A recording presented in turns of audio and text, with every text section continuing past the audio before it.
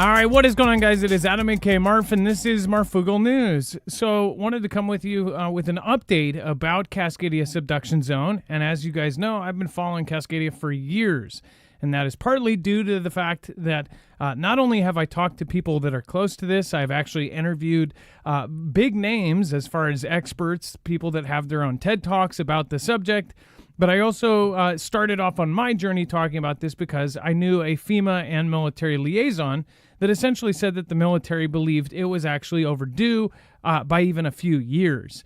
So, and of course, there's a debate as when the thing will actually happen.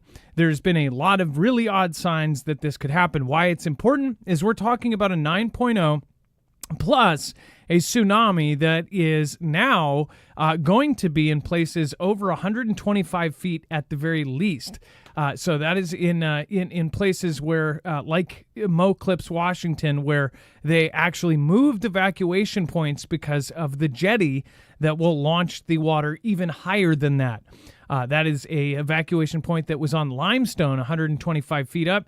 They actually said, no, the town shouldn't go there because they think it's going to be underwater. That's really bad news for just a couple miles down the road when you go to Ocean Shores, which is, hundreds and hundreds and hundreds of feet lower than that. So basically it's going to be underwater. So very, very freaky stuff as far as what we're talking about. A 9.0 earthquake that will last 5 minutes and then continue. After 15 minutes or so, you're going to see a wall of water, not only in Seattle and places like that, or actually more so like Ocean Shores and, of course, Portland and places like this, but you're also going to see it all the way down from Vancouver up in Canada all the way down to California. It's an insane event. In fact, it's so big that people really can't wrap their head around how big this is. If you look at a map here, you, of course, got all the way up here. It goes all the way up into Canada, past all of Washington, all of Oregon, San Francisco. Now, I've talked quite a bit about this. This is the same earthquake. So if you are right here in Oregon, so say you're at the Oregon-California border right here, you're going to experience the same earthquake that they experienced in Seattle. Now, actually, the news today might change that. I don't know how much that will actually affect it because they're saying that it's essentially broke up into 4 pieces and that it will actually be even worse. So that's not really great news. This will be a disaster that people will remember for the rest of their lives. Whatever people end up seeing this, we'll end up seeing one of the most insane disasters on par with a movie disaster straight out of a, Dwayne "The Rock" Johnson film. And again, like the earthquake film he was in, it was pretty crazy. Again, they think it's not going to be that crazy, with whole cities going underwater. But in this case, technically, yes, there will be. But not like in that movie. If you've seen the movie, you know what I'm talking about. Either way, let's get into it. Let me go up here and I'll show you exactly what I mean. Major fault line off of West Coast could trigger catastrophic 9 magnitude earthquake, study finds, and it's due to go off any minute. An underwater fault line along U.S. coast could trigger a megaquake that would be more devastating than California's big one, a new study suggests. Now, the study is actually talking, and it breaks apart into what they are talking about. Of course, everybody knows that this is bigger than the big one. What's crazy is the big one is what they're talking about with San Andreas. San Andreas, of course, is the movie I was mentioning with the Dwayne "The Rock" Johnson. It will be nowhere close to what they show in that movie for the San Andreas. That is in the 8 range. Again, this is in the 9 range. It goes up exponentially when you get into these numbers, which is absolutely insane when you think about a 5-minute earthquake when Cascadia hits. Using underwater mapping techniques, scientists have mapped the Cascadia subduction zone, a 600-mile fault line extending from southern Canada to northern California in never-seen-before detail. It has been revealed that the fault splits into 4 segments instead of being one continuous strip like most fault lines. The discovery could prove more catastrophic because the tectonic plates can slide under each other, creating more pressure and more severe earthquakes. That also gives it more chances to actually have one of these 4 sections snap and pop off. And once one part snaps, It could even, they've talked about a boomerang earthquake where it could start, snap, go all the way up the line, and then even come back around. Think about that. It would be like being in 2 earthquakes. The researchers concluded the Cascadia subduction zone has the potential to unleash a 9+ magnitude earthquake. Now, these are out in the water, and when they snap, it's like this, the North American and the Juan de Fuca, it's essentially like this, and when it snaps, it's going to flip up. If you've ever held back a piece of paper with, say, a paper clip on it, and then let go, and it goes shink, that's exactly what it's going to do, but it's going to be from Seattle all the way down to California, actually Canada to California, and it's going to send a wall of water all the way along the West Coast. A former FEMA director actually said that, everything west of I-5 would be toast. That was a quote. Now, of course, since then, there's been TED Talks surrounding this subject, talking about how bad it would be. Again, most people west of I-5 were pretty alarmed by that. They are doing things. They're doing things to change certain aspects of how we have cities set up, like schools that are set up in the worst inundation zones. We're talking about schools that are essentially in areas where it is going to be completely underwater, where the nearest, tallest structure is basically a tiny tower for cell phones, and maybe 2 or 3 people could climb it, and it will probably be 10 foot too short. So now they're building evacuation towers. They're building these big concrete pit things that are essentially like, raised up concrete slabs. And in most opinions that I've talked to, they don't even believe that those are going to be high enough. And they have moved some schools because that's all that people really think about. In fact, I shouldn't say that. They don't care about that because it was actually the students that pressured. A bunch of students got together in Washington and said, hey, you guys are jerks. You don't even think about us. We're going to be underwater for this thing. They made a big deal out of it. They got news coverage, and then politicians started doing something about it.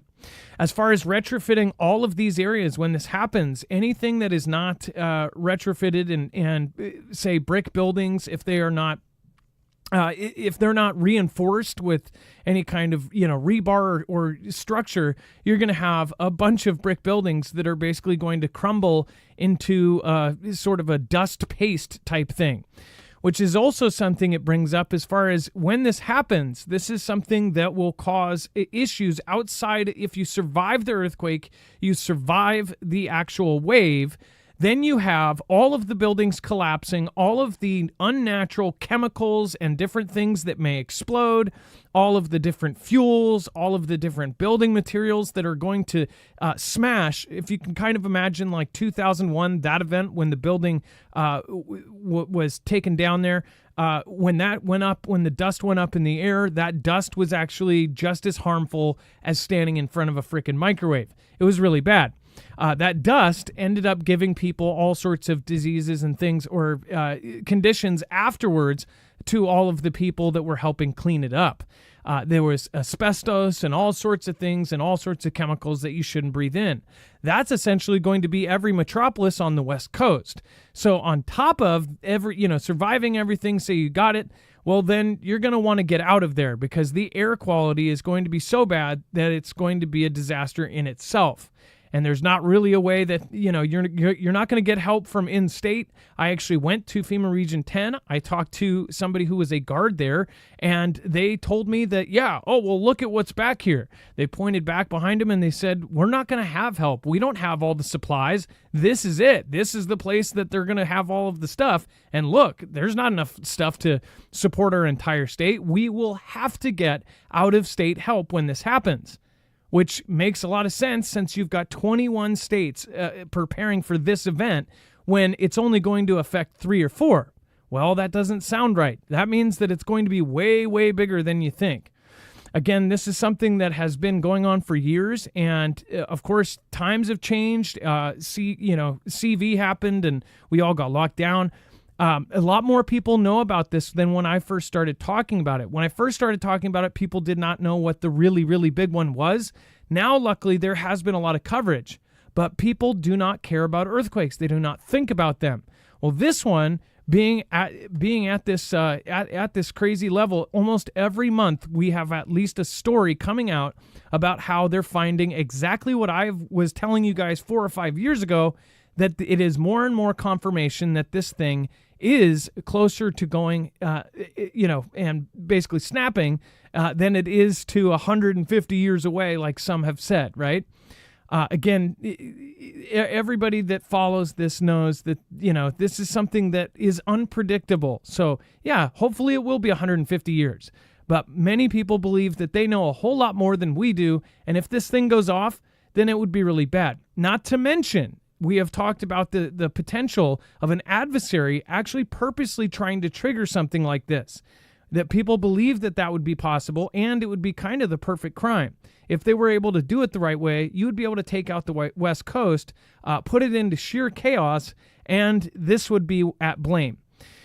California's San Andreas is poised for up to an 8.3 magnitude. For comparison, if an earthquake of over 9 magnitude struck in the West Coast, it could generate tsunamis reaching of 100 feet high or more, kill more than 10,000 people, and cause 80 billion damages in just Oregon and Washington alone. That's not talking about Canada or whatever. Mind you, about 20,000 perished in the 2011 Japanese tsunami / Cascadia, or it was a subduction zone, or at least they said it was. They didn't know it existed before that day. 20,000 perished in that event. And Japan is one of the most prepared places in the world. It is not like any other place as far as they prepared years and decades before. They signed blank checks for their grandkids knowing, hey, if we do this now, our grandkids will be safer. They didn't worry about, the money. They actually worried about their culture. It's in their culture. It's baked in. They will actually make decisions that will affect cultures or their descendants, right? Whereas here, we don't fix something until it's broken. That's just my opinion. They had buildings built there to withstand up to an 8.3 or 8.6, and that was because they thought that was way above what their biggest earthquake would ever be. Hence, they didn't know that the 9.0 would happen. So if people think that it's going to hit all 4 of our states all along the metropolis West Coast, and we're going to lose less people in 2 states than all of Japan did, when this one is going to hit almost every city along the coastline, that's absolute insanity to me. I agree more with the statement of everything west of I-5 is going to be toast, way more than I do that, 15 to 20,000 people will perish. Mind you, that's a big disaster. But if you look at the 2004 Boxing Day one, that one, I think it will be more comparable to that, but that's just my opinion. That one was over 200-something thousand, 250,000 people would perish. That's what I think this is going to be like. A similar fault zone off the coast of Japan erupted in 2011, creating a 9, devastating tsunami to strike the country, taking nearly 20,000. Now, scientists are worried that a similar calamity could impact the U.S. in the coming years, reporting that quakes caused by Cascadia occur roughly every 500 years, with the last one taking place in the year 1700. It is now 300-something 20 years. Basically, that's why people come up with this number. They think it could be in 150 years, when, again, people have looked at the average, saying that it has actually happened on average in a much shorter time period than that if you look back at all of the different events. The recurrent interval for the subduction zone for big events is on the order of 500 years. It is hard to know exactly when it will happen, but certainly if you compare this to the other subduction zones, it is quite late. Cascadia's 4 segments make it more dangerous than other fault lines because it has different rock and sediment, with other concerning section extending along Oregon into Washington's southern British Columbia. It requires a lot more study, but for places like Tacoma and Seattle, it could mean the difference between alarming and catastrophic. That was Harold Tobin, another person that I have reached out to. This section of Cascadia is flatter and smoother than the other 3 sections, meaning it could cause the largest earthquakes extending further into the U.S. and impacting all of Washington's coastal communities. It says that we have the potential for earthquakes and tsunamis as large as the biggest ones we've experienced on the planet. Now imagine that, the biggest we've ever experienced, so bigger than Japan or big as or bigger than Japan, seeing cruise ships fly into the inland like they're toys in a bathtub. Imagine that along the entire West Coast. That is what we were looking at, and I wouldn't put it past anybody, including an adversary, to help that along. That is the freaky part. Speaking of which, in a show in just a few minutes, we're going to talk about all the current events, including Russia arriving off of the coast of Florida in around Cuba, about 90 miles away. You have, of course, submarines out there, and now everybody's talking about how we have P-8s off of the coast, the East Coast, now flying around searching for said Cuban area Russian subs. So we're going to talk about that. We're going to talk about, of course, they're made a comment of putting Russian tanks into Mexico. Another thing that we said 5 or 6 years ago that now has headlines across the planet. It's really, really crazy. The more kind of insane things that you've talked about over the years, and then you're like, this just can't happen. And then it starts happening. It's almost like everything in a fictional book or movie, everything has now started to begin. It's like somebody's trying to go along a movie script for life right now. But either way, with this earthquake, I would highly recommend that people on the West Coast get prepared. Not only for earthquakes, but for adversaries. We are also on the cusp of a major event, which I do believe may happen first, which is World War III. It is something that people either poo-poo and they say, oh, there's not going to be any war. People are just scaring people. I'm not trying to scare people. I'm trying to prepare them. And I don't think that people should be treated like children. I don't think you should be told that a pat on the head and say it's all right and there isn't anything bad and that shadow is just your jacket, that kind of thing. I don't think that we should sugarcoat this, and I think that if the more people started speaking about this, that our local politicians in all 3 of the states would start actually being pressured to do something more than they have before. They are retrofitting some buildings, but they are not doing it nearly as fast enough. On a scale of 1 to 10, Chris Goldfinger, somebody who I've actually interviewed for over an hour, he has his own TED Talk, one of the biggest on this subject, said that we're basically on a scale from 1 to 10, preparedness-wise, we are not even to a 1. Now, that was a couple years ago. I saw a recent documentary where he talked about it, and he says that we're still right around a 1. So that's really, really sad, considering how important this is. But again, we don't fix things until they're broken. So do you think that we should start looking at this? Probably. People think it's an earthquake, so naturally it's in our brains to think it's just never going to happen. And then when it does, we're always surprised, right? Well, the more that they have looked at tech and the more that things have advanced, I will point this out. Military bases have now started monitoring 24/7. They have actual machines, special machinery put into Mo-Clips, the base there with very, very high-tech stuff. They just added in 24/7 monitoring about a year and a half ago because of this. They wanted to monitor the limestone and monitor all of that. That was not published anywhere. That is something that I actually found out through somebody who was a soldier there at the base. So and it was the University of Washington that is tracking it. It may very well be super public right now. It's not like I don't think it's too top secret because it's revolving around an earthquake that everybody knows is going to happen. But as far as that goes, they're doing this in multiple locations and they're tracking it. They're watching it. And who knows, if they did find out that it was imminent to happen in the next couple years or even in the next couple months, would they actually tell us? Will they get to the point where they'll be able to actually predict it down to a science? We don't know. But until they do, people should have general preps at all times.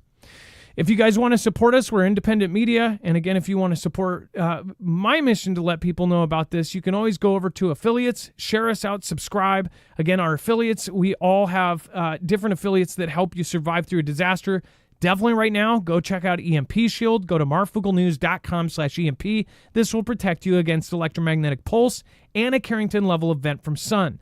Again, you can also check out marfooglenews.com/prep. That is also the freeze-dried food. If you don't have extra food and water in your pantry, that is a good option for affordable, freeze-dried, time set. Basically, you have 1 month, you have 2 months, you have 3 months, you have whatever amount you need for one person, 2 people, 3 people. You can do the math very easy with that. Go to marfooglenews.com/prep. If you want to protect yourself against EMP and, of course, Carrington level event, go to marfooglenews.com/EMP. Again, the reason why I believe that they are not telling us everything is because of what I've directly heard. And that is that I have heard from military that they say that they have believed 2 or 3, 4 years ago that this was 2 years overdue. And now they're just telling us that this thing is possibly going to go off any minute. Whether it goes off tomorrow in the next 5 minutes, or whether it happens in 40 or 60 or 100 years, why aren't we prepping for our grandkids? Anybody that has kids probably does care. And again, if we did start caring about the kids and the grandkids ahead of us, then the whole world would be in a whole better place. But we usually don't. So thank you guys. I appreciate you coming and seeing us. Join Dex and I over on our next show over on Marfoogle News. And again, that's going to be in just a moment at our sister channel on Marfoogle TV. You can find it by going to our website. You can also find a full bibliography for every single article, tweet, video, picture, document that I talk about here.